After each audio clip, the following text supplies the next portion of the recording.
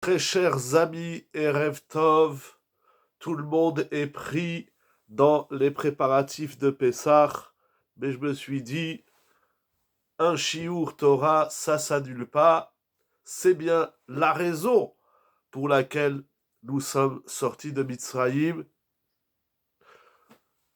Il est dit dans le Shemot, lorsqu'Akadosh Baruch Hu envoie Moshe Rabbeinu pour libérer le Ham Israël de Mitzrayim, Moshe Rabbeinu demande à Akadosh Baruch Hu quel mérite a le Ham Israël de sortir de Mitzrayim. Allô, allô, si on peut couper les micros, merci beaucoup, Todarama. Alors Moshe Rabbeinu demande à Akadosh Baruch Hu pour quel motif tu veux libérer les enfants d'Israël. Et Akadosh Baruch Hu lui dit, au terme de 49 jours, Ta'avdoun, vous servirez Hachem. Je crois que c'est écrit Ta'avdoun et Elohim ala razé. Et donc, l'objectif, le motif de toute la sortie d'Égypte, c'est pour recevoir la Torah, étudier la Torah, pratiquer la Torah. Donc c'est pas le moment d'annuler un limoud, bien au contraire, c'est cela même, tout ce que nous faisons, tous ces préparatifs, tout ce seder de Pessah, tout ce nettoyage du Chametz, etc., tout ça, c'est pour recevoir la Torah. Alors c'est le moment où jamais Be'ezrat Hashem, qu'Akadosh Baruch Hu nous donne la Chochma Bina Vadat pour comprendre, pour étudier la Torah. Ce soir, c'est un soir particulier. Nous sommes le 10 Nissan. C'est déjà la nuit, nous sommes donc le 10 Nissan. Vous savez que le 10 Nissan, les enfants d'Israël ont pris l'agneau qu'ils vont préparer pendant 4 jours pour faire le Korban Pessah le 14 Nissan et le consommer la nuit du 15 Nissan. Donc c'est une date, c'est un particulière. On avance dans le mois de Nissan, nous sommes déjà le 10 Nissan, nous avançons, et là on sent un peu plus les préparatifs. Nous sommes donc à 5 jours de Pessah, on est en plein dedans, on est en plein dans le nettoyage, en plein dans les Haggadot, en plein dans les Halachot. C'est le moment où jamais de montrer à Kadosh Baruch Hu notre attachement, notre désir et notre passion de l'étude de la Torah et d'Akadosh Baruch Hu qui nous a montré durant cette nuit de Pessah son amour pour le Ham Israël. Et nous l'avons vu cette semaine, il s'est passé quelque chose d'incroyable de la nuit du 13 au 14 avril. Tout le monde est au courant. Des centaines de missiles et de drones composés contenant des tonnes d'explosifs ont été envoyés vers Eretz Israël, et Akadosh Baruch Hu, dans sa grande bonté et dans sa grande magnificence, il a protégé le Ham Israël. C'est inouï. Nous sommes donc au cœur des miracles, au cœur des Nissim, et Bezrat Hashem, nous allons nous renforcer davantage et avancer davantage dans la Torah et les mitzvot, pour qu'Akadosh Baruch Hu envoie des miracles au Ham Israël, à l'individu comme à la collectivité, que nous entendions que des bonnes nouvelles, Bezrat Hashem. Et comme nous disons dans la Haggadah de Pessah, les Avi Limot HaMashiach, nous savons que la Yetziat Mitzrayim est reliée à la venue du Mashiach, et elle amène la venue du Mashiach, Bezrat Hashem, que cela se réalise pour que nous puissions, ou Balaharetz De'at Hashem, que la terre se remplisse de la connaissance d'Akadosh Baruch Hu. Nous allons parler de Pessah, nous allons y arriver, mais avant de parler de Pessah, nous allons parler de la paracha, et Bezrat Hashem, nous allons essayer de faire un lien entre la paracha de cette semaine, Parashat Metzora, une paracha incroyablement extraordinaire, et nous ferons un lien, Bezrat Hashem, avec un passage dans la Haggadah de Pessah. V'noam Adonai Eloheinu alenu ma'asenu konena alenu, u'maaseh yadenu konenu, que tout le monde ait la bracha, Bezrat Hashem. Il est dit dans la paracha de cette semaine, la paracha ouvrant ces termes, Vaïdaber Hashem el Moshe lemor HaKadosh Baruch Hu, s'adresse à Moshe et lui demande de transmettre aux enfants d'Israël. Quoi donc? Zot tiye Torat HaMetzora beyom taorato veuva el HaKohen. Celle-ci sera la loi du Metzora le jour de sa purification, et il sera amené chez le Kohen. Veyatsa Kohen el michutz lamachane, le Kohen sortira à l'extérieur du camp, Vera Kohen, et le Kohen voit, Veine, et voici, Nirpa, Nega Hatzarat, Minatsarua, la plaie de la Tsarat a été guérie de l'homme ou de la femme qui ont été Metzora, donc du Tsaroua. La paracha va donc nous parler à ses débuts de la purification du Metzora. C'est la suite donc de la paracha de la semaine dernière, Tazria. Et lorsque la Torah, nous l'avons longuement vu dans la paracha de la semaine dernière, toutes les lois de la Tsarat qui rendent la personne, le sujet, l'homme ou la femme impur, tamé ou tahor, impur ou pur.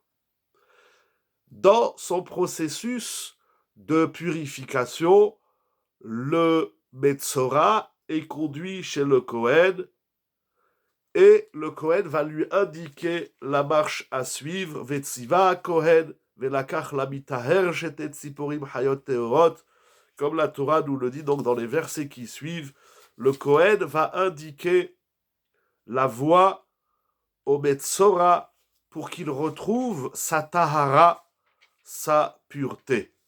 Et donc il y a tout un processus qui s'étale sur 8 jours, comme la Torah l'indique et le prescrit, jusqu'au verset 32. Donc du verset 1 au verset 32, lève, il y a 32 psukim dans la Torah qui parlent du processus de purification du Metzora. La Tsarat a imprimé au sujet la Toum'a, l'impureté. Il a fait Tchouva et il doit sortir, se nettoyer de cette Toum'a, et cela va se faire par ce programme surpuissant que la Torah propose au Metzora. Zot tiye Torah ta Metzora. Et la Torah donc nous dit comment se déroule la Tahara, la purification du Metzora. Tout d'abord, Vehuva el Kohen, vous vous rappelez, la semaine dernière, nous avons longuement parlé de la présence du Kohen dans toute cette paracha de Tsarat. Donc là aussi, le Metzora est conduit chez le Kohen. Pasuk Gimel, nous relisons Veyatsa a Kohen el michutz lamachane. Le Kohen sort à l'extérieur du camp parce que le Metzora, lorsqu'il est déclaré impur, il doit sortir des 3 camps d'Israël. Il explique Rashi tout de suite. Il explique Rashi chutz de shalosh machanot. C'est-à-dire que le Metzora est renvoyé des 3 camps, Machane Shechina, Machane Levia, Machane Israël, et se retrouve tout seul dans le désert, dans les campagnes. Donc le Kohen va vers le Metzora.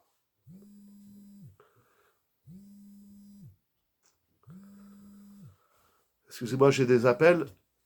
Réactivez le son. Oui, je disais, il y a des appels, donc ça coupe. J'espère que le son est revenu.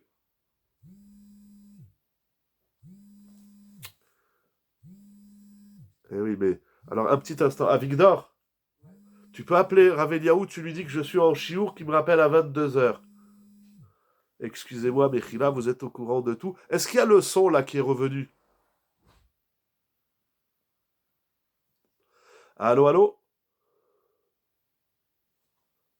Si vous pouvez c'est revenu. Ok, merci beaucoup, Todarama. J'ai déjà dit chez Akol.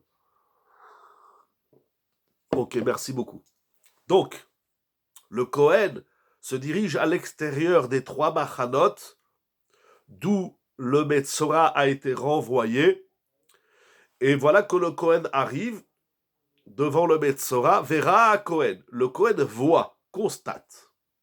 Et voici, Vehine, comme s'il y avait une surprise. Il y a un hine, Vehine. Nirpa, je ne sais pas pourquoi le Vehine, c'est pas ça qu'on va travailler. Je lis avec vous le Pasuk. Et voilà, Nirpa nega hatzaraat, la plaie de la tsaraat est guérie, minatsarua, de l'homme, de la femme, du sujet donc atteint de tsaraat. Il y a ici une question surpuissante du Me'am Loez dans son introduction sur Pirkei Avot. Il soulève une question très très puissante. L'ich ora, dit-il, Haya akatuv tsarich lomar, le verset aurait dû dire Ve'ine nirpa hatsarua minega hatsarat. La Torah nous dit la plaie est guérie du tsaroua. Mais, demande le Me'ab Loez, il aurait été plus correct de dire le tsaroua a été guéri de sa plaie. Vous comprenez, qui est-ce qui guérit? Ce n'est pas la maladie qui guérit, c'est le malade qui guérit. La Torah aurait dû mettre le sujet avant le contenu, avant la tsarat. La Torah aurait dû dire le tsaroua a été guéri de sa plaie. Lorsque chas v'shalom, une personne est malade, on ne dit pas la maladie a guéri du malade. On dit le malade a guéri de sa maladie. Est-ce que la question est claire, Morav et Rabotai? Ok, la question est claire et elle est très forte. Il dit le Me'ab Loez, et là, Remez yesh bakatuv. Ce verset, dans sa formulation, sauf si la plaie est le reflet d'une maladie de l'être. Tout à fait. Mais même si la maladie est le reflet de la maladie, c'est-à-dire la maladie physique est le reflet de la maladie de l'être.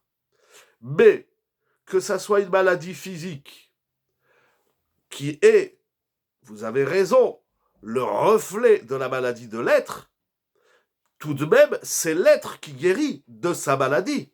C'est pas la maladie qui guérit de l'être. Même si on va parler de la maladie du nefesh, même si on va parler de la maladie de l'être, on dit pas la maladie de l'être est guérie de l'être.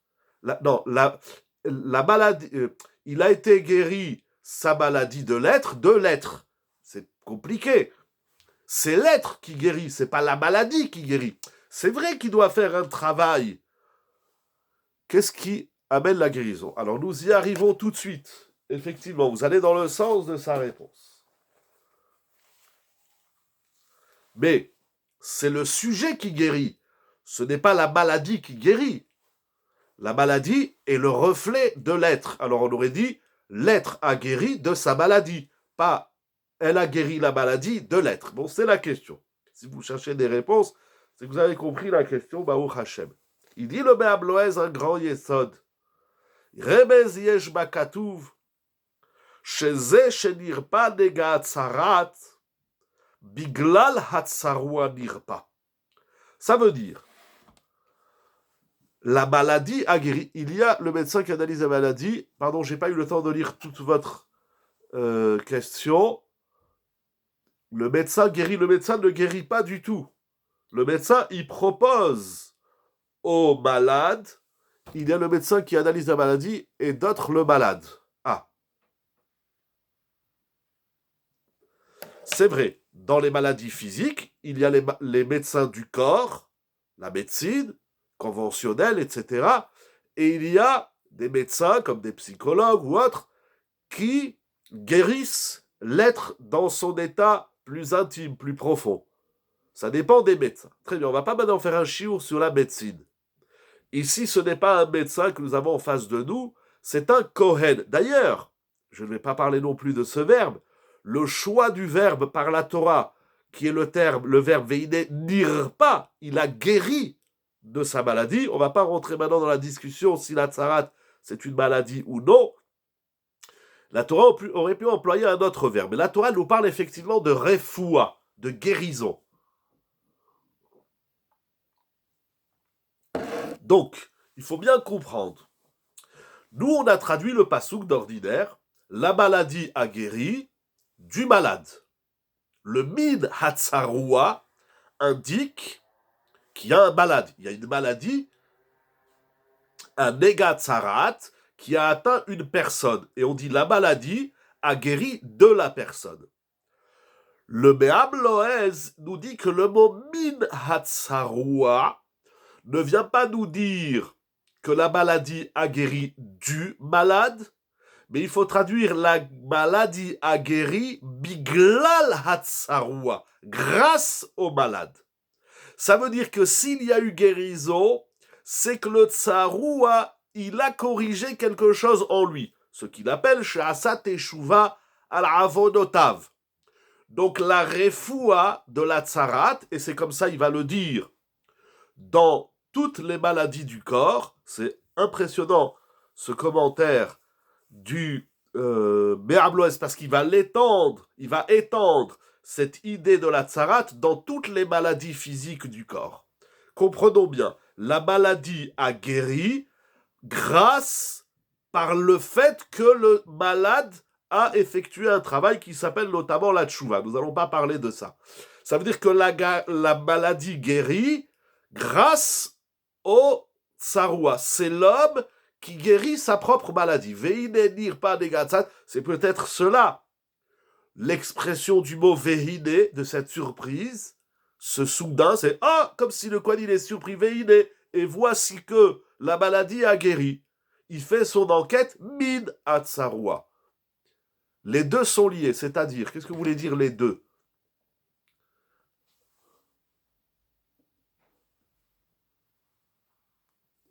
Oui, le malade, il y a deux questions ici.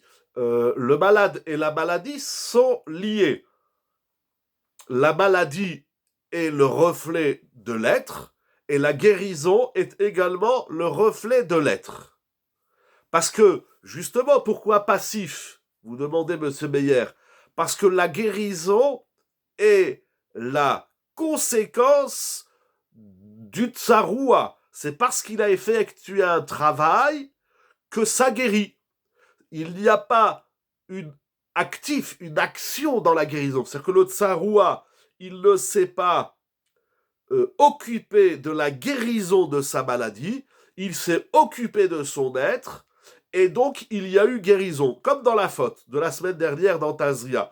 L'état de la personne a conduit la maladie, on va dire l'état négatif, mauvais de la personne a conduit à générer la maladie, et l'état de la personne, ici en positif, va guérir la maladie. La maladie, c'est comme la guérison de la maladie, sont les conséquences de l'être. Min hatsarwa, ça veut dire biglal hatsarwa. C'est-à-dire que la maladie est liée à l'être, tout à fait. C'est exactement ce que nous disons. La maladie, c'est un problème car cela sous-entend que le malade a une responsabilité. Mais tout à fait, bien évidemment. C'est exactement ça que le Talmud nous dit. Akol midel shamaim, chutz mirat shamaim. Bien sûr que l'homme, il a une responsabilité. Il y a des maladies sur lesquelles l'homme n'est pas responsable. C'est pas le sujet. Le Rambam en parle dans le Moré Nevuchim. C'est très intéressant les questions que vous soulevez. Mais le temps avance. Regardez, je veux pas trop m'attarder. Il y a beaucoup de choses à dire sur un point que nous allons développer. Celui dont vous avez compris déjà. Je vous dis, c'est incroyable ce qu'il écrit, le Béabloès. Je vais vous lire une phrase, je ne veux pas lire toute sa démonstration, sinon on finit à minuit. Vechen matzinu she'ateshuva terufa tova gam lachaloe aguf. La tchouva est un remède même pour les maladies du corps. Et il va démontrer, et il termine son discours avec notre pasouk. Ça, c'est, parce que c'est intéressant, je ferme la parenthèse. C'est-à-dire, il va étendre ce qui est écrit ici à toutes les maladies physiques. Et donc, la Torah nous dit que voici que la plaie a guéri parce que le malade, le tsaroua, a effectué un travail. Donc, ça veut dire que ce que j'ai, c'est le Ramban l'écrit clairement dans la Torah, c'est écrit dans les Rishonim, encore une fois, l'état dans lequel je me trouve est le reflet de ce que je suis. Donc, toute situation dans la vie, l'enjeu, quand on a une maladie, on se questionne sur quoi? Tout. Réponse à votre question, Madame Tsipora, on se questionne sur tout. C'est encore une bonne question. Notez toutes les questions, à l'occasion vous me les envoyez. Quand ça sort du sujet, c'est des sujets délicats et chaque question que vous soulevez, c'est un sujet en soi. Donc, l'essentiel n'est pas la maladie. L'essentiel, c'est l'état de la personne. Ce que je subis, ce que je vis, est le reflet de ce que je suis. Donc, toute situation dans la vie, l'enjeu. Alors, vous avez demandé sur quoi il faut réfléchir, travailler. Alors, le point de ce soir, la Gemara dans Masret Brachot, elle appelle ça Yepashpesh Bemaasav ou Yemashmesh Bemaasav. Mais nous allons le traduire ainsi. Dans toute situation dans la vie que nous vivons, et même si ça touche le corps, les maladies, il y a une question fondamentale que l'homme doit se questionner et il doit bien mettre en face de ses yeux, c'est quel est l'état de mon être. Où je me situe. Vous allez demander quel est le sens, quel est l'objectif. Toutes ces questions sont vraies. Mais il y a un enjeu dans tout ce que nous vivons, c'est de savoir, c'est pas de répondre à ces questions, mais c'est un repositionnement de l'être. En d'autres termes, j'ai appelé ça dans le titre, le moi affranchi. C'est l'affranchissement du moi. Qu'est-ce que ça veut dire? Nous allons essayer de comprendre qu'est-ce que ça veut dire. Akadosh Baruch il envoie à l'homme une situation, il le met dans une situation individuelle ou collective, et là, non pas la question dans le sens interrogatif, mais la réflexion qu'il faut avoir dans notre vie, quelle qu'elle soit, c'est un repositionnement de l'être, l'affranchissement du moi, le moi affranchi. Il y a une partie de moi qui est enfermée, qui est en Mitzrayim. D'ailleurs, Tsarat et Mitzrayim, ça se ressemble, même si ça se ressemble pas du tout, mais ça se ressemble un peu dans la connotation du mot.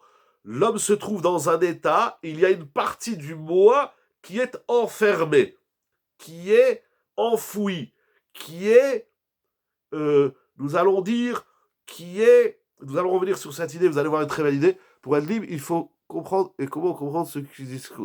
Alors, très très bonne question. Qui est Tsafoun, Chazak ou Baruch. Mais le mot Tsafoun, il faut le garder pour la fin du Seder. Mais vous avez ouvert une fenêtre dans ma tête. Encore une fois, il faut s'interroger. Oui, c'est-à-dire ce qui se passe. C'est-à-dire il faut mettre en lumière une partie du moi qui est enfouie, qui est emprisonnée, qui n'est pas libre.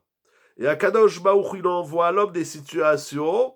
En réalité, toute la vie, c'est ça. Ce n'est pas propre à la maladie, physique ou autre. Toutes les situations. Ma femme est là, pour moi, pour elle, bien évidemment, les enfants, etc. Mais me concernant, j'appelle ça le moi affranchi, pour affranchir le moi qui est enfoui en moi. La pénimiout du moi, pour emprunter une expression du Sfat Emet. La même chose le mari. Je suis là pour développer, pour aider l'autre. Pardon, j'ai beaucoup de mal à comprendre. Et Racha et Tovlo, qui ne tombe pas malade. C'est encore. J'ai pas eu le temps de lire toute votre question. C'est trop long dans le texte.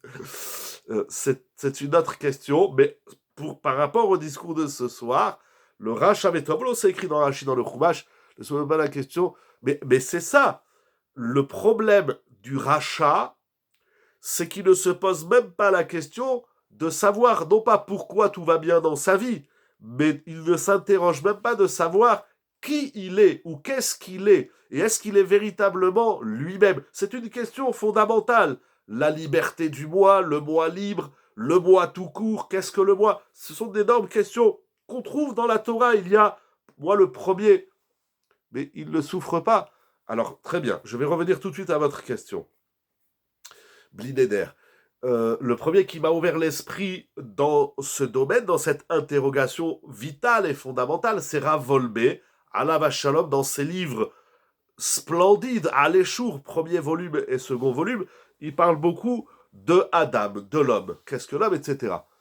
Le Chayav Adam Lirotetatso de la Gada, c'est l'affranchissement absolu. Tout à fait. C'est là où on arrive à l'apogée de l'affranchissement de soi. Alors vous dites, il ne souffre pas. Alors comprenons bien. L'exemple d'interrogation entre la maladie et le moi. Très bien, très bien. Alors, question par question. Je vais d'abord revenir à la question de Meyer. Comprenons bien. Tout d'abord, ce n'est pas que la maladie, ou l'épreuve, ou des situations gênantes de la vie qui doivent nous conduire à cette interrogation. Cette interrogation, voyez par exemple le Messilat Yesharim, ou encore d'innombrables sfarim de la Torah qui parlent de cela, ce n'est pas une question d'un jour. Ce n'est pas c'est la question de la vie. On se lève le matin, le deuxième mot qu'on dit, c'est Ani. Modé Ani lefanecha. Qu'est-ce que le Ani? Suis-je un Ani affranchi ou suis-je un faux Ani, etc. Cette réflexion, il faut l'avoir dès la naissance, de facto. Lorsque l'homme ne fait pas le travail, là, Kadosh Baruch Hu, il va l'aider. Soit il va lui envoyer $1 million. Là, ce qui s'est passé, par exemple, la nuit du 13 au 14 avril, ça doit nous faire réfléchir. Ça doit nous conduire à quelque chose. Ça doit nous guider vers ce que j'appelle le moi affranchi. Oui, la émouna, la foi en Kadosh Baruch Hu, etc. Mais on n'est pas que des marionnettes. On n'est pas que des chiffons que Dieu a jetés sur terre et puis il fait de nous ce qu'il veut. Il y a un travail, surtout lorsqu'il s'agit d'Eretz Israël. Il y a, comme c'est écrit maintes fois dans la Torah, il y a un travail. On ne peut pas rester insensible à des choses pareilles. Comprenons bien, ce travail, cet exercice de l'affranchissement du moi et du moi tout court, c'est le sens même de la vie. Notre vie n'a d'autre sens que d'être un ami total et absolu. Si on a le temps, on racontera des histoires, on dira des yesodot, des tzadikim, mais on va d'abord investir pour que le moi éclot. Cet exercice doit se faire par l'individu et la collectivité, le Ham Israël, chaque instant de notre vie. Lorsque l'homme ne fait pas ce travail, Akadosh Baruch Hu, il l'y conduit, soit par des situations rêvées de l'homme, des belles situations, soit Akadosh Baruch Hu, il envoie à l'homme, on va dire, entre guillemets, une maladie. Il va lui envoyer une épreuve, il va lui envoyer quelque chose pour le bouger. Mais tout ce qui nous arrive en positif ou en moins positif, en agréable ou en désagréable, n'a d'autre enjeu que d'éclore le moi, d'affranchir le moi. Revenons au rachat. Le rachat, qu'on lui mette des baffes ou non, il ne fera pas ce travail. Attention, il y a des gens, face à des situations ou joyeuses ou moins joyeuses, ont eu un élan, ce que vous appelez la tchouva, ce que le Mérabloès appelle la tchouva, d'affranchissement du moi. Et il y a des gens qui n'ont pas, malheureusement, cet élan de comprendre. D'ailleurs, vous me rappelez un discours, j'ouvre une petite parenthèse, le temps avance, de Rav Pumraj, Menachem Mendel Pumraj, dans sa nouvelle Agada, Otsar HaChassidut, il a écrit tout un chiour de 40 pages basé sur les enseignements d'un élève du Baal Shem Tov. J'ai oublié son nom, si je retrouve la Haggadah, je vous dis son nom, je crois le Toldot. Non, je ne vais pas dire de bêtises si je retrouve le nom.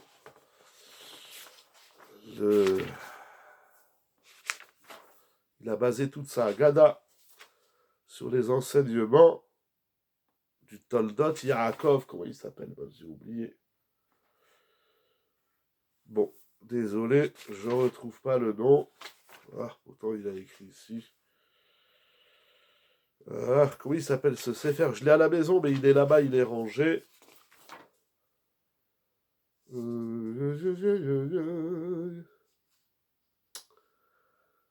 Alors, pourquoi je trouve pas?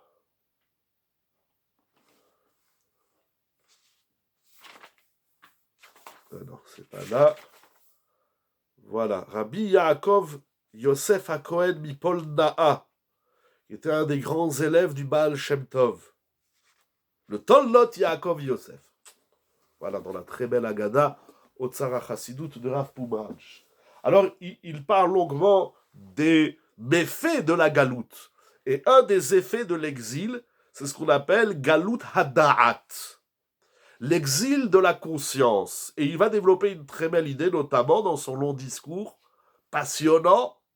Galout Hada'at, c'est lorsque l'homme n'a pas pigé, n'a pas saisi qu'il a un problème. C'est cela, c'est le rachat, il est enfoncé dans la galoute. Il n'a pas découvert qu'il est malade. La pire maladie, c'est de croire qu'on n'est pas malade. C'est pour répondre à votre question très succinctement, on pourra en parler plus longuement. Revenons au Béabloès. Alors, il y avait d'autres questions. Alors, un exemple très simple.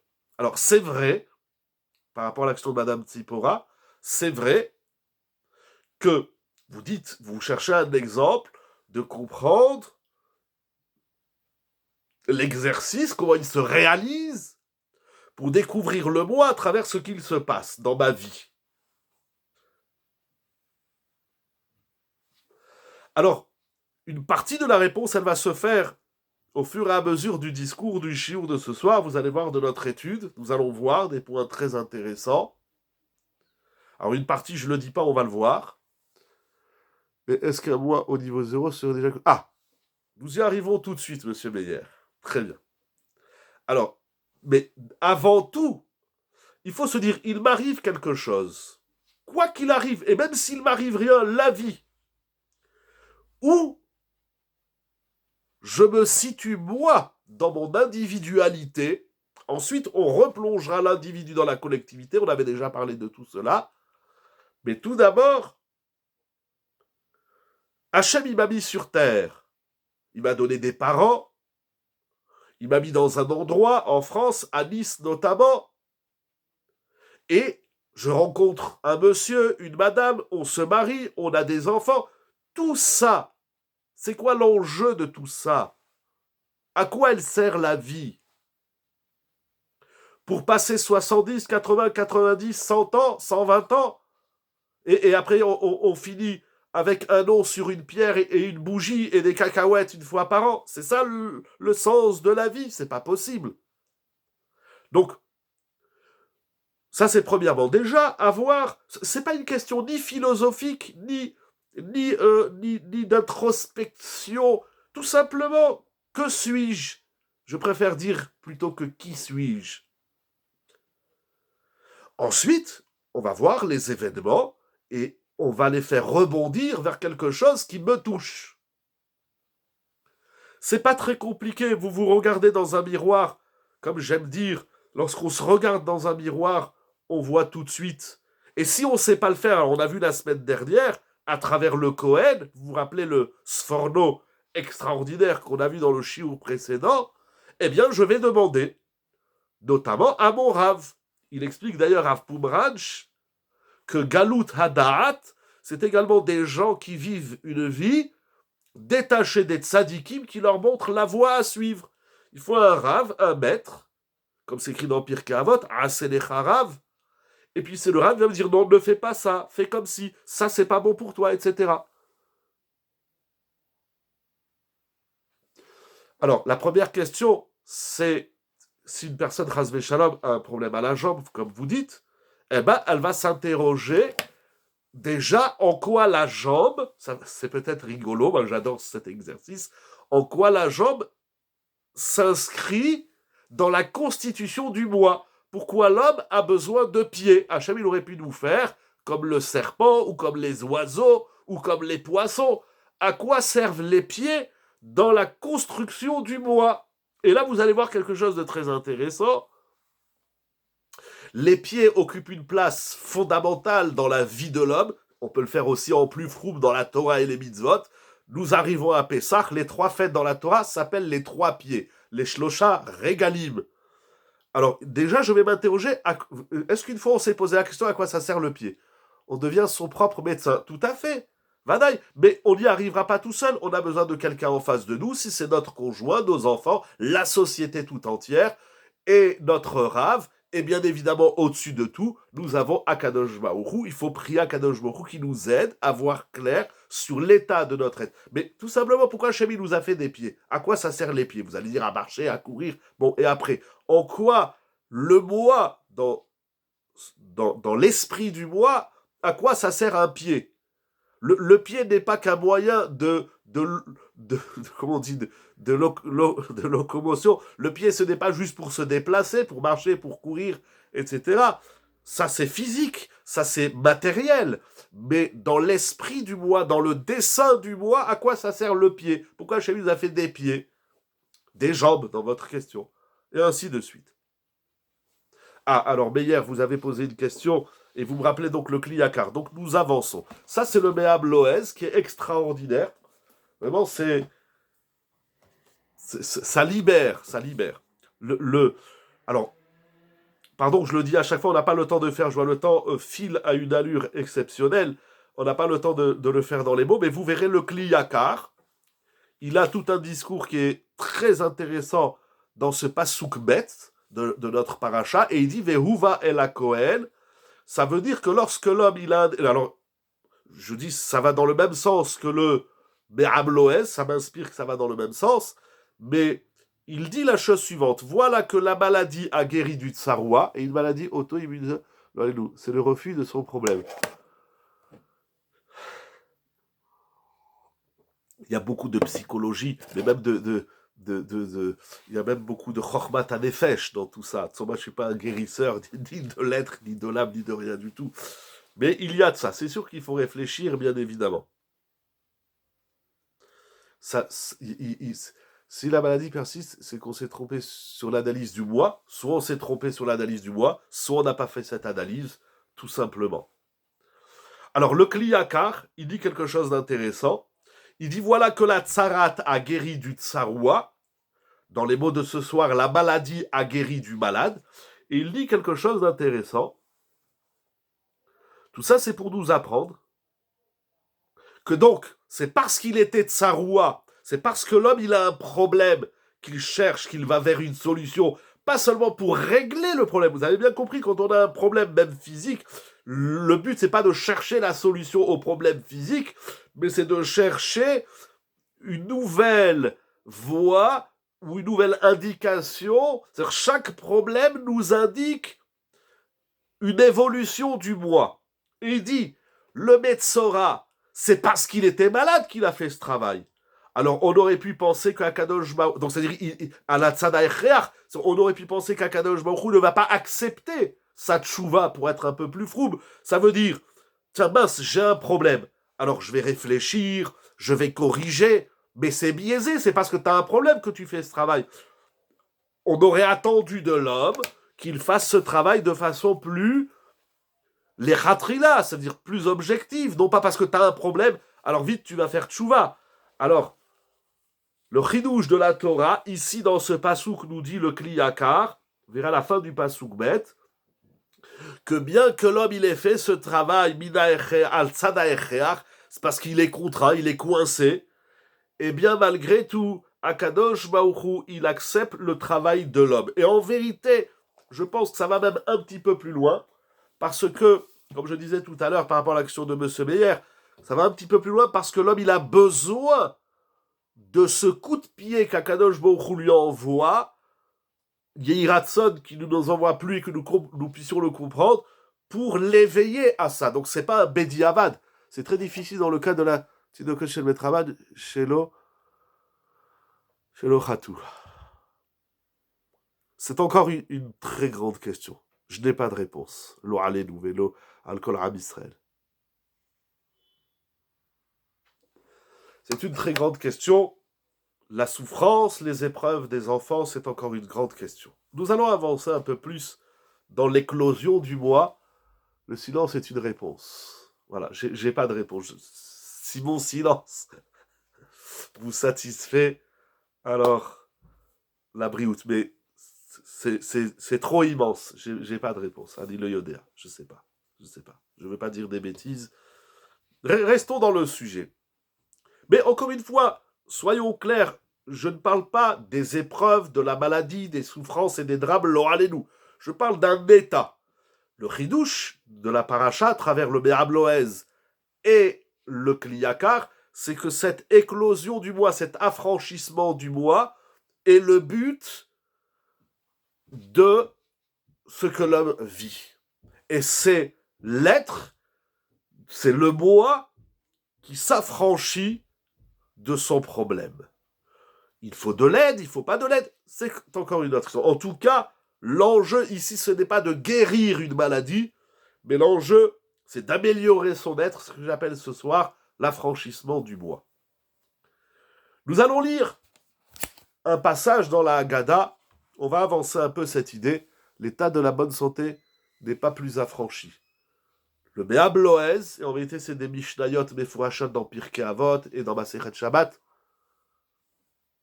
J'arrive tout de suite à la deuxième question. On va commencer par la question de Madame Tzipora.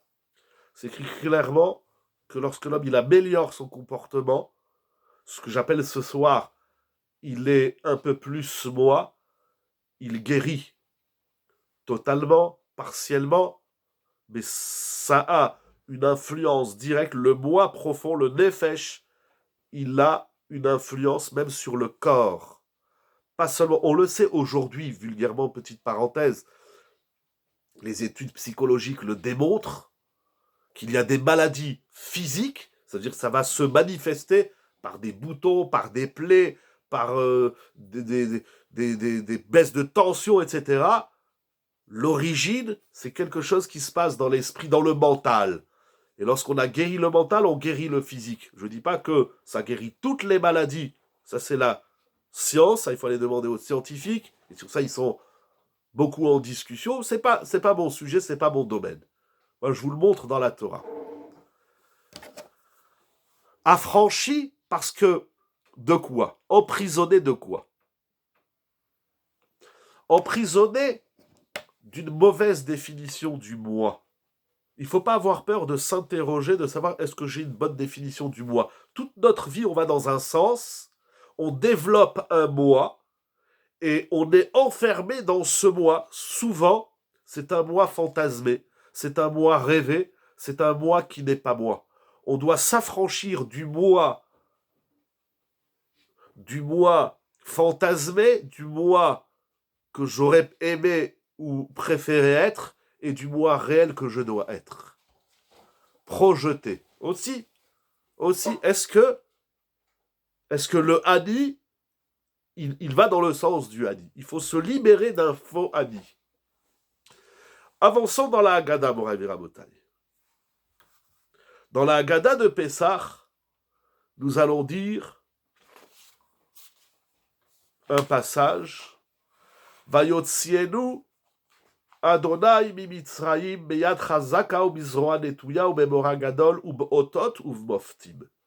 Akadosh Baruch Hu nous a sortis d'Égypte par différents éléments. Yad chazaka, la main forte, le bras étendu, mora gadol, beotot ou bemoftim. Ce pasouk va compter 5 outils, entre guillemets, qu'Akadosh Baruch Hu va employer pour nous sortir de l'Égypte. Et l'auteur de la Haggadah nous dit Vayotzienu Hashem mimitzraim. Avant de savoir comment on sort d'un problème, donc Yad Chazaka, Bizroa Netouya, avant de chercher l'outil qui va remédier au problème, il faut d'abord savoir qui nous sort du problème. Qui est donc celui qui nous a sorti du problème? C'est Hashem, le bon Dieu. Vayotzienu Hashem mimitzraim. C'est clair dans le verset. Mais le Baal Haggadah insiste. Lo aliede malach velo ni par un ange, ni par un séraphin, ni par un envoyé. Et là, Akadosh Baruch Hu bichvodo ou be'atzmo. Il y a tellement de choses à dire ici. Je ne sais pas si on aura le temps de finir. Alors, Vayotzienu Hashem mimitzraim. Akadosh Baruch Hu. Avant de savoir comment on sort d'un problème, il faut d'abord savoir qui va nous sortir du problème. La semaine dernière, nous avons parlé du Kohen. Ce soir, nous allons parler d'Akadosh Baruch Hu.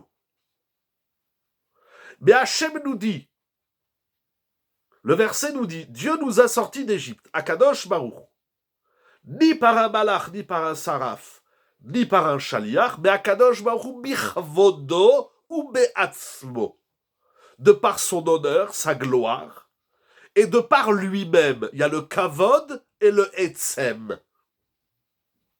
Je continue, chez Nehemar. Je continue, si le son n'est pas revenu, je répéterai.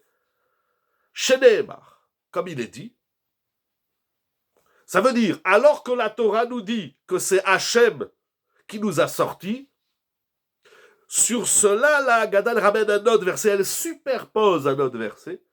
Et j'ai traversé la terre de l'Égypte en 7 nuits, j'ai frappé tout premier-né de l'Égypte, de l'homme jusqu'à l'animal, et surtout les dieux de l'Égypte, je ferai des shefatim, des jugements, Ani Hachem. Ani Hachem. Et il continue le Baal Haggadah. Ani velo malach. Ani velo saraf. Ani velo hashaliach. Ani hu velo acher. Le soir du Seder, le soir de la sortie d'Égypte et le soir de notre Seder, il n'y a pas qu'un dévoilement d'Hachem. Il y a le dévoilement du Ani d'Hachem. Nous, on connaît le Anochi de Hachem, quelle est la différence entre le Ani et le Anochi. Je vous avais ramené une fois le Maharal, l'Antiféret Israël. Le soir du Seder, c'est le Ani d'Hachem, Kaviachol. Le moi divin est affranchi. Je ne sais pas pourquoi il répète 2 fois, lo Ani des Malach, Ani velo saraf, mais on va donner une petite approche. Avant de rentrer davantage dans le texte, dans la Haggadah, Ta'am HaPesach de Rav Leuchter,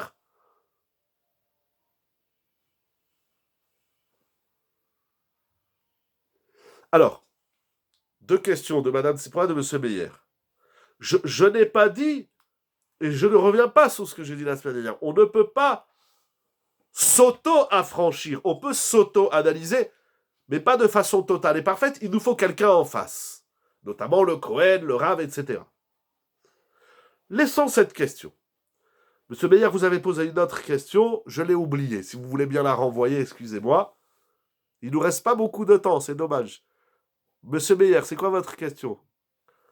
Ah, bien sûr, nous allons y arriver. La façon dont Akadosh Baruch Hu nous a sortis d'Égypte, nous devons nous en inspirer. Mais, quand on tient nos enfants, oui, très bien. Comprenons bien. Il y a le sujet, le moi. Il y a l'exercice que j'ai appelé ce soir le moi affranchi, l'affranchissement du moi. Et il y a les outils, le Yad Chazaka, le Zroa Netouya. On n'a pas le temps ce soir. C'est encore chaque outil utilisé, c'est un chiour, c'est une étude en soi. C'est quoi cette main forte, ce bras étendu? Et on doit s'inspirer des outils qu'Akadosh Baruch Hu a employés pour nous sortir d'Égypte. Mais avant tout ça, il faut savoir qui nous sort d'Égypte. Hachem. On le sait, on le répète. Mais ce que je veux mettre en avant, c'est très délicat, excusez-moi, c'est très subtil. C'est pas seulement qui et comment nous a fait sortir d'Égypte. Hachem, il nous a fait sortir d'Égypte. Et Hachem, il nous amènera le Mashiach, la Géoula Atida. Quand on s'affranchit, on doit aussi affranchir des autres avec. Aussi, c'est juste, mais d'abord, je suis dans le moi. Oui, vous avez raison, c'est nos conjoints, nos enfants, le Ham Israël. Mais pour que le Ham Israël il soit affranchi, il faut s'affranchir à soi d'abord. C'est écrit clairement dans les Sfarim. Comprenons bien, il ne faut pas seulement comprendre qui nous amène la Géoula et comment il nous amène la Géoula. Il faut répondre à une question fondamentale. Quel est l'enjeu de tout cela? Voilà, la symbiose. Comment? Pourquoi? Si vous voulez vulgairement, en quoi? C'est pas le sujet de la transmission. Laissez les autres. Laissez. Vous évadez, c'est dommage. Restez. Mais c'est ça qui est beau en vérité dans ce que vous dites. Tout de suite, on va voir l'autre. Je suis dans le moi. Dans le moi, le Ani. avant de, ou pas avant, ça veut dire il faut répondre à la question qui nous libère, c'est qui le Goël, comment il nous libère, il faut s'inspirer de tout ça, mais il y a un enjeu fantastique et primordial dans la Géoula, c'est qu'est-ce qu'on libère, pas qui on libère, mais qu'est-ce qu'on libère. Est-ce que vous me suivez? Est-ce que je suis clair quand je parle? Dans ce passage de la Haggadah, il est dit qu'est-ce qui a été libéré? Mitzraïm, c'est la liberté du moi. Oui, mais de ce que vous dites, on dirait que l'affranchissement d'Hachem est passé Kavachol par la libération du peuple. Tout à fait, mais c'est pas ça que je veux travailler. On ne peut pas recevoir la Torah si on est malade. C'est pour ça qu'ils sont guéris avant Matan Torah. Vous allez trop loin. Ce que vous dites, ce sont des ramifications du sujet. Mais restez dans le moi. Ça fait mal de parler du moi, ça fait mal, c'est dur. Faisons-le d'abord Shakadosh Baruch Hu. Le Balagada, il le fait Shakadosh Baruch Hu. Ani velo balach, lo alede malach, lo alede saraf. La Yetziat Mitzrayim, l'enjeu de la Yetziat Mitzrayim, c'est l'éclosion du moi. Le Ham Israël, individuellement, collectivement, etc., il y avait un Ani enfermé. C'est l'exil du moi. Laissez les conséquences et les enjeux que ça et les ramifications que ça inspire dans votre esprit. Restez dans le moi. Avant de parler du fruit, parlons de l'arbre. Avons-nous aussi un malade? Ça, bien sûr, tout à fait. Et on va le dire tout de suite. Alors, vous avez compris un point. Quand je dis vous avez compris, ça veut dire que je l'ai dit de telle façon que je veux que vous l'entendiez. Après, vous n'êtes pas obligé d'être d'accord. Mais on va s'inspirer d'Akadosh Baruch Hu. Et vous allez voir pourquoi. C'est le principe de la fin de l'esclavage, la recherche du moi. Voilà, exactement. Alors, regardez qu'est-ce qui se passe dans cette Haggadah. Je disais le Rav Leuchter. Dans sa Haggadah, Ta'ab HaPesach. Rav Reuven Leuchter, Talmid de Rav Olbe.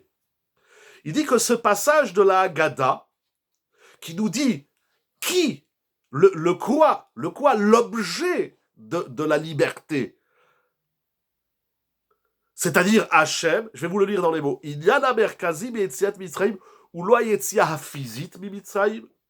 Le sujet central de la sortie d'Égypte n'est pas la sortie physique, mais Golat HaKoteret Shel Yetziazo, l'apogée de cette sortie est que Akadosh Baruch Hu Birvodo Beatzmo, il s'est mêlé et il a libéré le Ham Israël. C'est-à-dire que là, lorsqu'on va lire ce passage dans la Haggadah, on est à l'apogée. C'est pas une liberté physique, mais c'est un dévoilement de Dieu. Mais ce qui m'intéresse, c'est que ce dévoilement d'Akadosh Baruch Hu, il est traduit dans la Haggadah, il est exprimé dans la Haggadah comme étant la mise en avant du Ani. C'était pas obligé de dire tout cela, mais si le Baal Haggadah insiste sur ça, c'est pour nous dire qu'est-ce qui a été libéré, c'est le Ani. Qu'est-ce qu'on libère? Qu'est-ce qui est esclave, emprisonné, enfermé, soumis, et qu'est-ce qui est libéré? Voilà, ça c'est le schéma.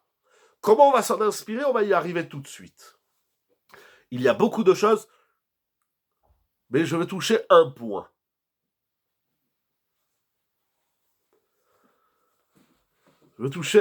Tout d'abord, il y a quelque chose d'incroyable dans la formulation du Baal Haggadah. Comment... Alors, il y a deux textes, Lo alé des malach, Lo alé des sav, Lo alé des shaliach, et il y a Ani velo malach, Ani velo saraf, Ani velo shaliach. Et avec ce que je vais dire là, ça répondra à une partie de l'action de Madame Tsipora tout à l'heure. Du coup, on transmet son raisonnement sur la maladie. Oui, effectivement, mais la maladie, c'était que le point de départ. N'attendons pas, Hasvi Khalila, d'avoir un problème, une maladie ou autre, pour faire cet exercice. Les plus grands malades sont ceux qui ne sont pas affranchis d'eux-mêmes, qui ne sont pas eux-mêmes. C'est les plus grands malades. Il peut être en très bonne santé, marcher, manger, dormir, etc., mais il n'existe pas, ou il croit qu'il existe. Bon. Le Baal Haggadah, qui est en train de nous dire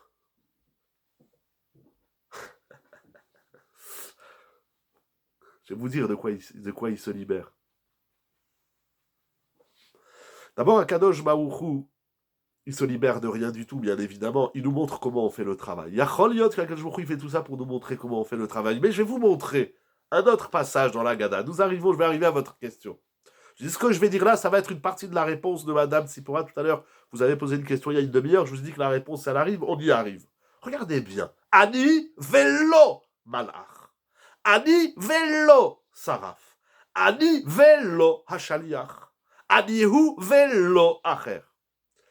L'exercice de la définition du Ani, c'est que le Ani, c'est pas quelqu'un d'autre. Il y a le matin dans les brachot, on dit Shelo Asani Goy, Shelo Asani Goya, Shelo Asani Evet, Shelo Asani Shifra, Shelo Asani Isha et Shelo Asani Kirtsono. Une partie de ces brachot communes entre l'homme et la femme, c'est de savoir dire ce que je ne suis pas. Est-ce que c'est le début du travail? Est-ce que c'est la fin du travail? Pardon, est-ce que ça marche? Parce que chez moi, il y a des éclairs dans le téléphone. Est-ce que ça marche? Allô, allô? Il y a quelqu'un?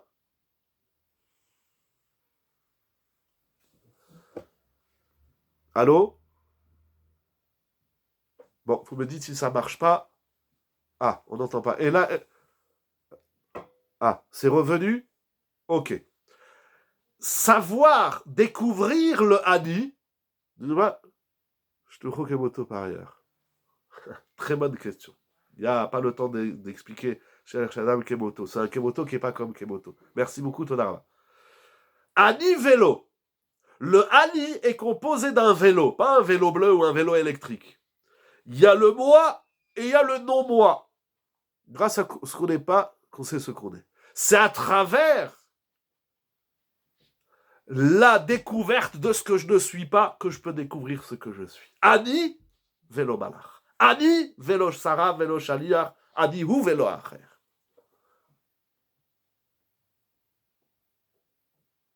C'est très important comme notion.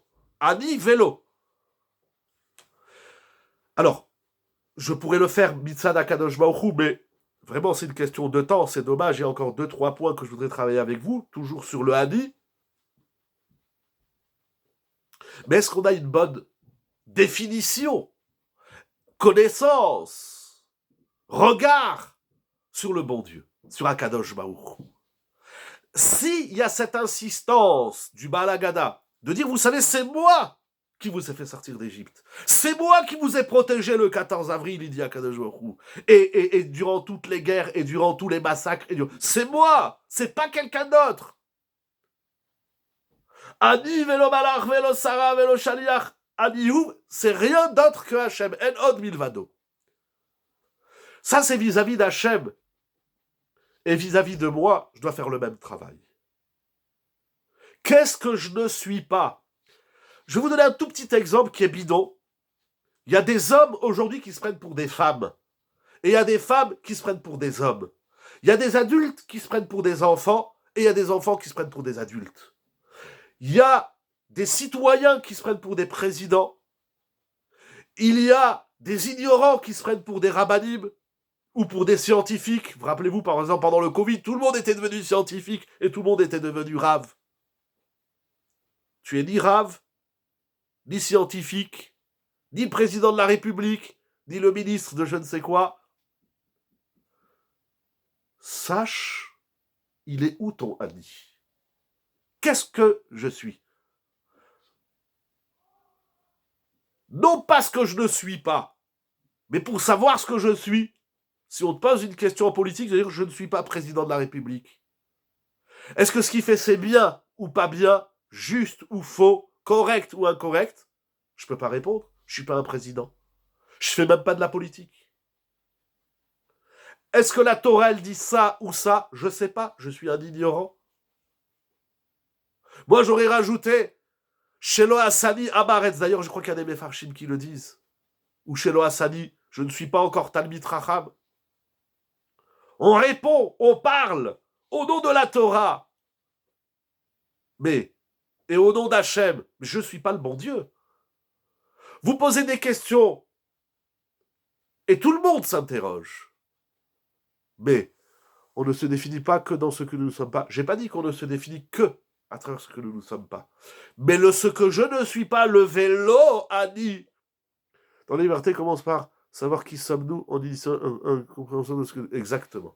Alors on va dire qu'on est au début du travail. Je ne suis pas une femme. Je ne suis pas ma femme. Je ne suis pas un homme, je ne suis pas mon mari. Je ne suis pas un ado. Je suis un père, je suis un mari, je suis une épouse, etc. Savoir, c'est primordial. C'est pas de la modestie, c'est de la vie. C'est de l'honnêteté. Ani vélo. Après, il y a le birvodo ou beatzmo, et pourquoi les amis dans ce sens, le balagada, on n'a pas le temps de dire ça, dommage, peut-être l'année prochaine, ou au soir du Seder.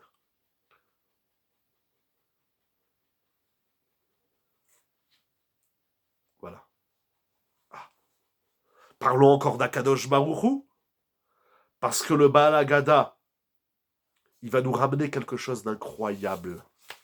Mais alors vraiment, quelque chose de fantastique. Il ramène un autre pasouk. Pardon, j'ai pas vu l'heure. Oulala, on va pas trop tarder. Et alors dans ce pasouk qui a dit...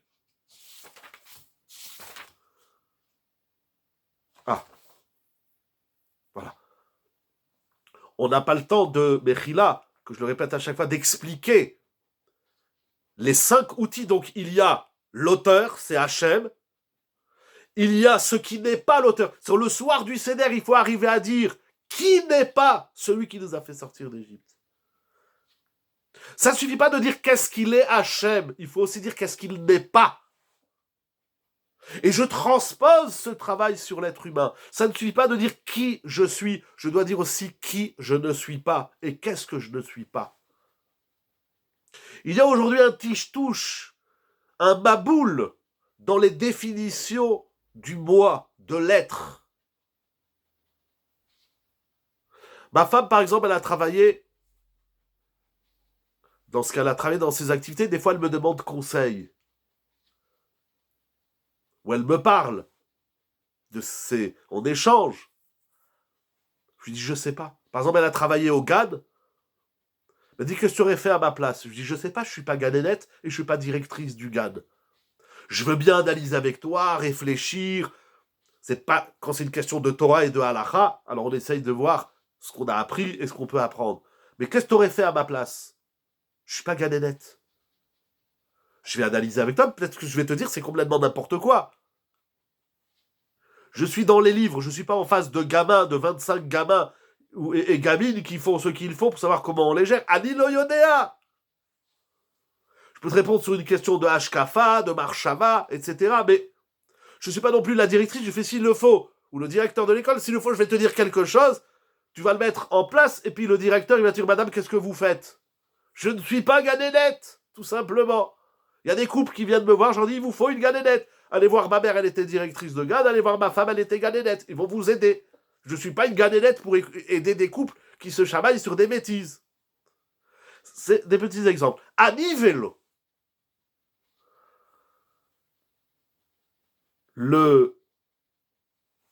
Mais ça ne définit pas...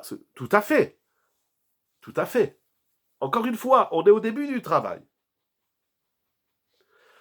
Le pasouk qui nous a dit comment Akadosh... Bon, alors là, ce serait intéressant de le faire plus en détail. Il est vraiment très tard. Ensuite, on va comprendre les outils qui ont été employés. Les outils qui ont été employés, c'est pas pour nous faire sortir d'Égypte. C'est bidon comme lecture. Les outils, le Beyat Razaka, le Zwan Etouya, le Moragada, le Otot ou le Boftim, sont des outils qui vont dessiner le moi, qui vont affranchir le moi, notamment d'Akadosh Baruch Hu. Mais il y a ici quelque chose d'incroyable, c'est que dans ces 5 outils, entre guillemets, que j'appelle les outils, il y a Bemora Gadol. Qu'est-ce que ça veut dire Bemora Gadol? Il dit le Baal Agada, on traduit, il nous a fait sortir par une grande crainte. Qu'est-ce que ça veut dire? Je sais même pas ce que ça veut dire. Quoi, le pshat? Il nous a fait sortir par une grande crainte. Qu'est-ce que ça veut dire? La crainte, et la crainte petite, et la crainte grande. Qu'est-ce que c'est Bemora Gadol? Il dit le Baal Agada, Zo Gilui Shrina. c'est le dévoilement de la présence d'Hachem. Hachem, il nous a fait sortir par le Gilouï. Qu'est-ce que c'est ce Gilouï? Ça veut dire quoi? On n'est pas plus avancé, vous allez me dire. Akadosh Baruch Hu, il s'est dévoilé. Oui, après ce qu'on a... ça vient après le Hani. Le Hani vélo. Il y a vélo, Sarah, vélo, Shania, etc. Ah, on commence, si on enlève, si on écaille toute l'écorce qui est autour, alors il y a quelque chose qui va éclore. Il y a un Gilouï. C'est magnifique, là, Agada, c'est magnifique. Et là, on arrive à la cerise ou la fraise sur le gâteau. C'est quoi ce Gilouï Shrina? Qu'est-ce que ça veut dire Hachem, il s'est dévoilé? Ça veut dire quoi, il s'est dévoilé? Hachem, il se dévoile pas, il est toujours Nistar. Il est toujours Nistar. C'est quoi? Hachem, il se dévoile. C'est ce qu'il se dévoile. Et pour expliquer le Gilouï Shrina, le Baal Agada, il dit, ça je lis la Agada de Pessah, hein, c'est Kemo Sheneemar. Ce dévoilement d'Hachem, de la présence d'Hachem, il faut expliquer aussi quoi la Shrina, bon, il faut tout expliquer. Le Baal Agada va illustrer cela à travers un pasouk, comme il est dit. Kemo Sheneemar, Kemo Sheneemar, O Hanissa Elokim, Lavo לקחת לו גוי מקרב גוי, במסות, באותות ובמופתים ובמלחמה וביד חזקה ובזרוע נטויה ובאורעים גדולים. ככל אשר עשה לכם אדוני אלוהיכם במצרים לעיניך. Alors c'est un long pasouk, il faut encore 1 heure pour l'étudier, on va étudier que le début. Le Gilouï Shrina, il se fait par לקחת לו גוי מקרב גוי, במסות, באותות, במופתים, במלחמה, ביד חזקה ובזרוע נטויה ובאורעים גדולים. Ici nous avons 8 outils qui vont dévoiler la Shrina. On va parler que du premier. La kachat lo goy bikerev goy. Akadosh Baruch Hu, il a pris un goy des entrailles d'un autre goy. Il a pris pour lui la kachat lo un goy mikerev goy. Akadosh Baruch Hu, il nous a extirpé, extrait de l'intérieur mikerev des entrailles, nous y arrivons tout de suite, d'un autre goy. C'est-à-dire que nous étions enfermés, nous étions à l'intérieur de Mitzraïm. Mitzraïm, c'est la matrice du Ham Israël. On va le lire dans le Maharal tout de suite, le Maharal extraordinaire. Le Gilouï d'Hachem, il se fait dans l'affranchissement du Ham Israël. C'est incroyable. Où Hachem, il est mis de galé. C'est quoi le Gilouï Shrina? Où Hachem, il se dévoile? Mais donc, 13 avril que nous avons vécu est un Gilouï Shrina sur la bonne voie en tant que... J'ai pas eu le temps de lire la suite. En tant que...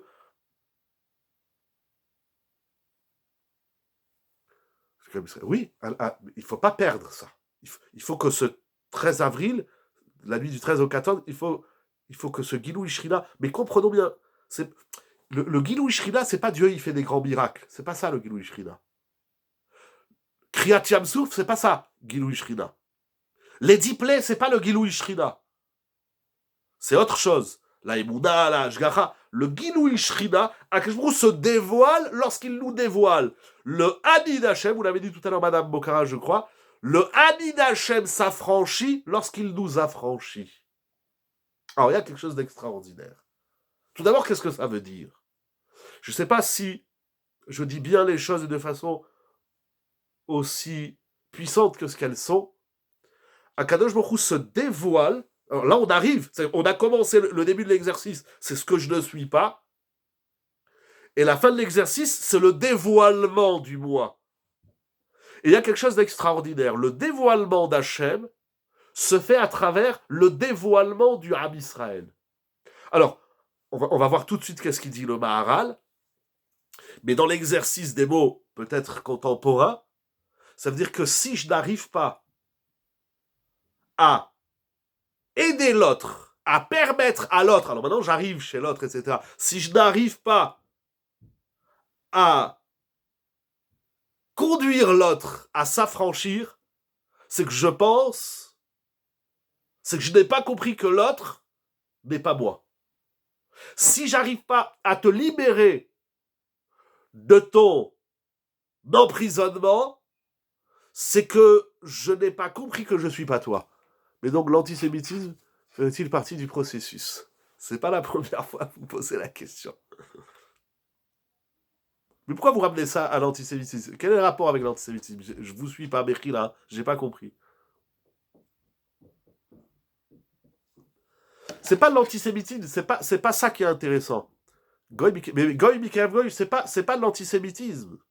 C'est pas obligatoirement la Shoah ou des choses comme ça. Goy, comprenons bien, c'est la galoute, c'est l'exil. D'ailleurs, galoute, ça veut dire dévoilement. Geoula, ça veut dire dévoilement. Dévoilement de quoi? Il faut définir ce qu'on n'est pas pour affranchir l'autre de soi et s'affranchir de l'autre. Ça veut dire, il faut définir ce que je ne suis pas. Et une fois que j'ai compris ce que je ne suis pas, donc je suis différent de l'autre, donc déjà j'ai fait moi ce travail. Je me suis fait aider avec tout le travail qu'il faut faire. Donc je peux aider l'autre à s'affranchir de lui-même. C'est pour ça qu'il faut un autre, c'est pour ça qu'il faut un Cohen. Comment on appelle tout ça, on va le voir tout de suite dans le Maharal. Mais dans les mots d'aujourd'hui, mais ce que je veux dire, une écouda très nuancée, un point très nuancé, c'est que si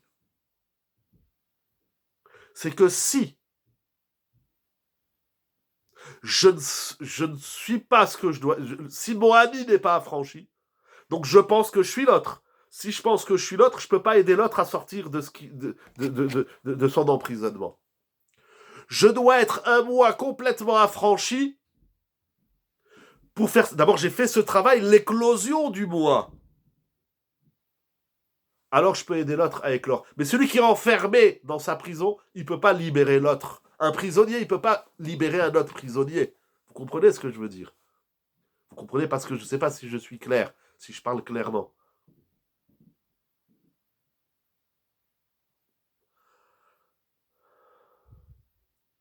Le Giloui Shrina s'exprime par ces 8 points, Goy, Mikerev, Goy, Bemasot, Beotan, Bemotim, etc. Il faut chacun les étudier. Mais ce soir, le premier, la vola kachat lo Goy, Mikerev, Goy. Ça veut dire que le moi, la différence est une caractéristique, pardon, j'ai pas eu le temps de lire Mechila. Le dévoilement, je continue, mais n'hésitez pas à renvoyer, c'est juste que le temps avance. Le dévoilement, le Ani d'Hachem, s'exprime. La différence de la création de l'homme. La différence est une caractéristique de la création de l'homme. La différence est une caractéristique de la création de l'homme. Oui, mais je le dis ce soir, c'est-à-dire la différence n'est que le reflet d'un moi affranchi. C'est pas, je fais pas un travail pour être différent de l'autre. Je fais un travail pour être moi. Chaque être. Oui, mais comprenons bien. La différence entre moi et l'autre, ce n'est que la conséquence. Voilà. Je ne fais pas un travail pour être différent de l'autre. Il n'y a pas un exercice, il n'y a pas une avoda d'être différent des autres. Différent de l'autre, c'est la conséquence de l'affranchissement du moi. Plus je suis moi, moins je suis l'autre. Vous comprenez? Laissons. La différence, c'est que le reflet de tout ça. On ne fait pas un travail pour être différent. Sinon, on arrive à l'antisémitisme. Je voudrais juste terminer avec une phrase du Maharal. Tout ça, c'est pas pour comprendre, mais tout ça, c'est inspiré du Maharal à Kadosh. Il écrit une phrase magnifique.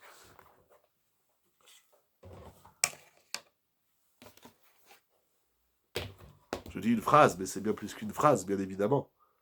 Sur ce passage de la Haggadah, mais donc un parent qui transmet cette démarche à ses enfants, pardon, Mechila, j'ai pas eu le temps de tout lire. Un parent qui transmet cela à ses enfants, ne devrait-il pas...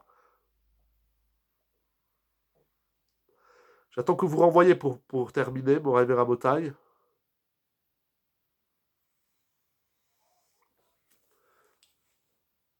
N'hésitez pas, monsieur Meyer, j'attends votre flash. Parce que si je remets... Ah, ne devrait-il pas être libre en amont? Mais bien sûr, bien évidemment. Mais bien sûr, tout à fait. Mais d'ailleurs, non seulement qu'on est enfermé, non seulement que mon moi est emprisonné, mais bien souvent, non seulement que mon moi n'est pas affranchi, donc emprisonné, enfermé en lui-même, qu'on va prendre nos enfants et on va les rentrer dans notre prison. C'est dramatique. C'est dramatique. Chador Lanar Alpidarko.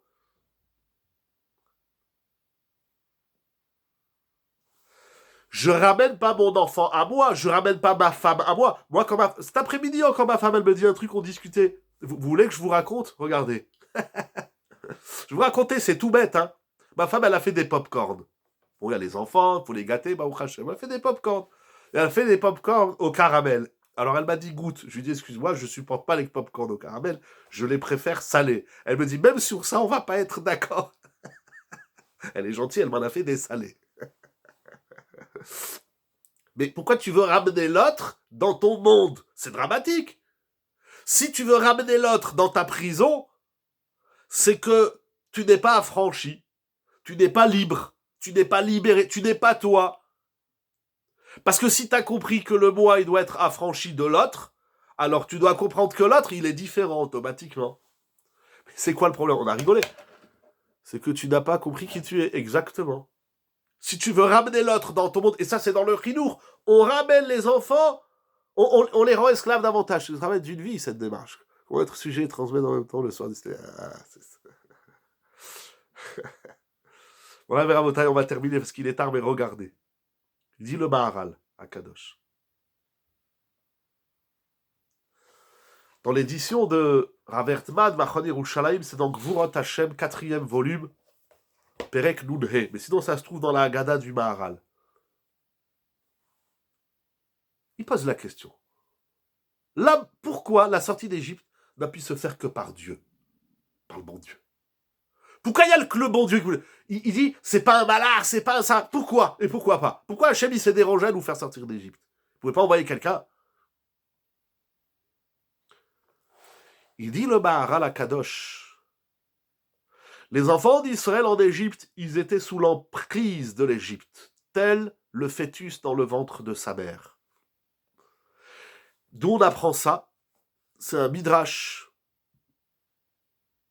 qu'on trouve dans le Shochar Tov, dans le Yalkut Shimoni de notre pasouk. Lavo, lakachat goy, mikerev goy. À Kadosh Baruch Hu, il y a un goy qui est le oubar, qui est le fœtus, qui est là-bas dedans, dans la matrice de l'Égypte. Il dit le midrash. Et nous avons déjà dit le Maharal, Shekol Yetzia Lapoel, ou Raoui la Hashem Barach, Shemeito Yetzia Kol Lapoel. La semaine dernière, on a parlé du Mitpael, et cette semaine, on parle du Yetzia Lapoel. Yetzia Lapoel, ça veut dire qu'il y a ici une mise en œuvre de quelque chose. Akadosh Baruch Hu ne nous a pas fait sortir d'Égypte pour qu'on reste des idiots. Akadosh Baruch Hu ne nous a pas sorti d'Égypte pour qu'on reste dans les 49 degrés de l'impureté. Akadosh Baruch Hu nous a sortis de l'Égypte pour que nous naissions. Il y a ici la naissance de quelque chose. Le soir du Seder, j'aime pas moi le mot renaissance. On renaît pas, on est davantage d'être. On est. Donc on est. La sortie d'Égypte, c'est Yetzia Lapoel. C'est une sortie vers quelque chose d'autre duquel tu étais autrefois enfoui. Ce que j'appelle le Hani. Alors ça, il n'y a que Akadosh Baruch Hu qui peut faire. C'est la naissance du moi. C'est ça la sortie d'Égypte. Pessah, on doit dévoiler une nouvelle partie de son être, un nouveau moi, pour être un moi affranchi. Chez Kol Yetzia Lapoel, c'est lorsqu'un enfant il sort, il y a quelque chose d'horrible. Lorsqu'un enfant il naît, la première chose qu'on dit c'est à qui il ressemble, à son père ou à sa mère. C'est une chouva, babache, 101%, vous pouvez dire. C'est une chouva à 101%, bien sûr. C'est écrit d'ailleurs, on va le dire, les chaper al kol avolotenu. Il y a un truc horrible, c'est que quand un enfant il naît, bien sûr on dit Mazal Tov, la première question c'est à qui il ressemble. C'est un truc horrible. Il ressemble à personne, ni à son père, ni à sa mère. Il se ressemble à lui, Zéou. C'est ça le Hani. Mais ce Hani doit être complètement intégré dans le Hachem. Ça, c'est encore une heure à expliquer. Je vous ai déjà beaucoup retenu. J'ai très envie de continuer, mais je comprends que c'est pas possible. Bien évidemment, c'est pas un moi, Dieu. Il faut pas oublier, parce que tout ça nous passons. Celui qui se détache d'Akadosh Baruch Hu, qui n'a pas compris le Hani Hachem, Il ne peut pas faire ce travail parce qu'on s'inspire d'Hachem et on est donc complètement confondu d'Hachem. On sort de la matrice de l'Égypte pour entrer dans la matrice divine. C'est encore un autre sujet. Bien sûr, le point central de Pessah, c'est Akadosh Baruch Hu Birvodo ou Beatzmo. Bon, on doit s'inspirer. Il n'a pas mis ici, comme je disais tout à l'heure, des chiffons ou des marionnettes. Il a mis des individus qui vont ensuite créer un peuple, une histoire. Yiratson, que nous ayons la Chochma, Bezrat Hashem, de faire ce travail correctement et de voir des Ani éclore affranchi d'un faux Ani, d'un Ani fantasmé, d'un Ani complètement qui n'est pas celui qui doit être véritablement. Je vous souhaite une bonne soirée, des cascades de brachot. Allons-nous jusqu'à de lire la Haggadah au travers de ce paradigme? Tout à fait. Voilà, c'est comme ça qu'il faut lire toute la Haggadah. Ça commence Halachma Ania, parce que Ani et Ani, mais je peux parler toute la nuit, j'aurais pu faire. C'est vraiment un sujet très important. Questionner soi-même sur les. Bien sûr, tout à fait. Faites-le sur toute la Haggadah, vous allez voir, ça marche. Vous allez voir, c'est extraordinaire. Si j'avais le temps, j'aurais écrit le mois dans la Haggadah ou la Haggadah du mois. D'ailleurs, en Eretz Israël, ils font des petites Haggadot pour les enfants, c'est écrit Haggadah Sheli. Moi, j'aurais écrit Haggadah Shel Ani. Voilà. Bon, Rabbi Rabotai, des cascades de brachot, que nous puissions connaître le meilleur tout de suite et maintenant. N'attendons pas le 15 Nissan pour devenir meilleur. Mais voilà le travail que je vous propose à travers les différents commentaires du Be'am Loez, du Kliyat-Kar, de Rav Loirter, des textes de la Haggadah et du Maharal HaKadosh à travers ce que nous avons vu ce soir. Que le mérite de tous ces Chachamim, ces Tzadikim, nous inspire davantage pour affranchir pleinement son moi et être à la gloire d'Akadosh Baruch Hu Be'ezrat Hashem, avec le sourire. Pessah Kasher Vesameach. Un grand merci Rabbi Nathan, Madame Boka, pour tout ce que vous faites. Je vous donne rendez-vous, Be'ezrat Hashem, peut-être à Yerushalayim, les Shanaba Be'arad Israël, Yerushalayim Abenouya, Be'ezrat Hashem, avec tout le Ham Israël. On continuera les zooms, on étudiera Be'ezrat Hashem. L'affranchissement du moi, c'est ça qui amène l'homme à la plus grande simcha, Be'afela Leora. Merci à vous, que Dieu vous bénisse, que le bon Dieu vous bénisse. Bakol Mikol Kol, dans tous les bonheurs. Que guérisse toutes les maladies, tous les problèmes physiques et nous permette de comprendre ce travail que nous avons à faire pour connaître une vie meilleure, une vie où nous allons découvrir le Ani de Hachem, Be'ezrat Hachem, mon Ani à travers Hachem. Je vous dis Shabbat Shalom, Chag Sameach, qu'on annonce que des bonnes nouvelles pour nous, pour tout Israël, que ce Gilou Shrina soit encore plus investi pour que nous puissions gilouiller notre propre Ani. Shabbat Shalom, Chag Sameach, Lechaim Tovim ul Shalom. Que des bonnes nouvelles, une bonne Haggadah. Prenez le temps de faire la Haggadah, vous avez toute la nuit. Et je vous dis donc à très bientôt, des cascades de brachot pour nous, pour tout Israël, pour la gloire d'Akadosh Baruch Hu, Sage Online, avec le sourire. Kol Tuv. Kol Tuv.